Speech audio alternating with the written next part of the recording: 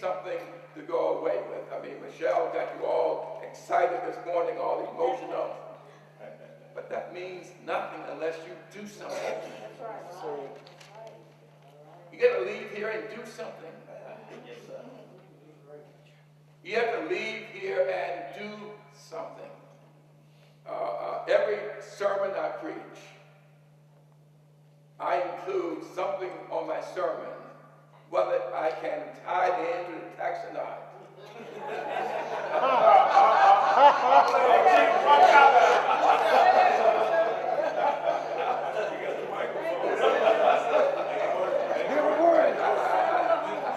Well, you curious in the audience here who say it must fit. Well, it does fit.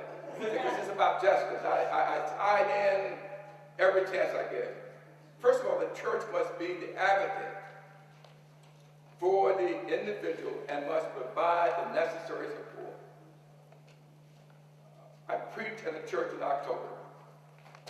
And at the end of the service, someone came up and joined church and said, I just came out of jail. And they told me that this was a church I could come to. Amen. To get some support. That's right. The pastor stood up and said, we are going to adopt you. We're going to find a house for you to live in. We're going to make sure you have food on your table for at least 1 year. And we're going to give someone to walk along with you. Now, if every congregation in this country did at least one person, That's right. just one, just one person, That's right. not as a program, but to say that we're going to embrace you. Yeah. Most congregations have in it members who have relatives, who have sons and daughters. We have to embrace those families. We have to embrace those sons and daughters who are in prison.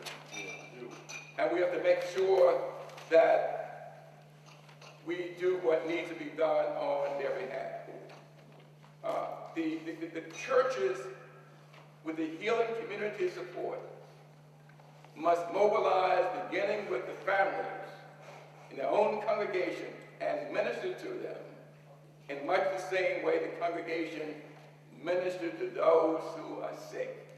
That's right. That's right. That's right. You go to the hospital, when they come out, you embrace them, you do what needs to be done. And thirdly, congregation can take advantage of the healing community's staff and their resources in order to make this work.